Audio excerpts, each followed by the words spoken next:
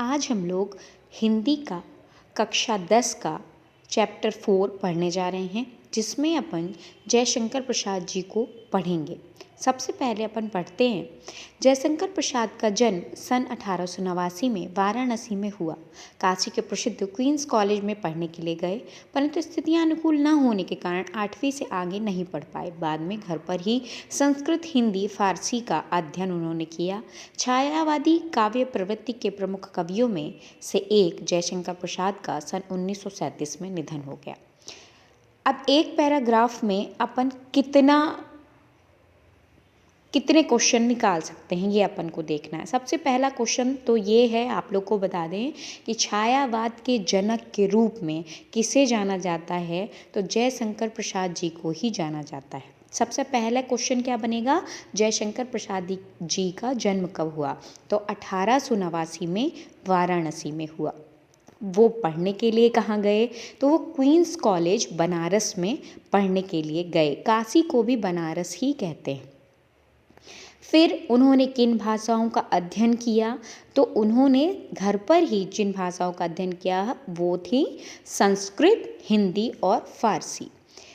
अब वो कौन से कवि थे, वो किस काव्य प्रवृत्ति के कवि थे, तो वो छायावादी कवि थे। जी हाँ, जैसे कि हमने अभी आपको बताया कि वो छायावाद के जनक कहे जाते हैं। फिर इसमें अगला क्वेश्चन है कि उनका निधन कब हुआ, तो 1937 में 48 वर्ष की अवस्था में उनका निधन हो गया। अब अपन आगे पढ़ते हैं। उनकी प्रमुख काव्य कृतियाँ कौन कौन सी हैं। इसमें उन्होंने उपन्यास भी लिखे, काव्य भी लिखे और उन्होंने नाटक भी लिखा। तो सबसे पहले अपन उनकी रचनाएं देख लेते हैं, तो इसको पढ़ेंगे। उनकी प्रमुख काव्य कृतियाँ हैं चित्राधार, कानन, कुसुम, झरना, आंसू, लहर और कामायनी। कामायनी हम आपको बता दें, कामायनी जो है वो उनकी प्रसिद्ध रचना है और कामायनी एक महाकाव्य है। आधुनिक हिंदी की श्रेष्ठतम काव्य कृति मानी जाने वाली कामायनी पर उन्हें मंगल प्रसाद पारितोषिक दिया गया। इसमें देखिए 2 क्वेश्चन आराम से बन गए कि उनकी प्रमुख काव्य कृतियाँ कौन सी हैं, चित्राधार, कानन, कुसुम, झरना, आंसू, लहर और कामायनी। कामायनी जो कि महाकाव्य है, उसी के लिए उन्हें मंगल प्रसाद पारितोषिक दिया गया था। वे कवि के साथ साथ सफल गद्यकार भी थे।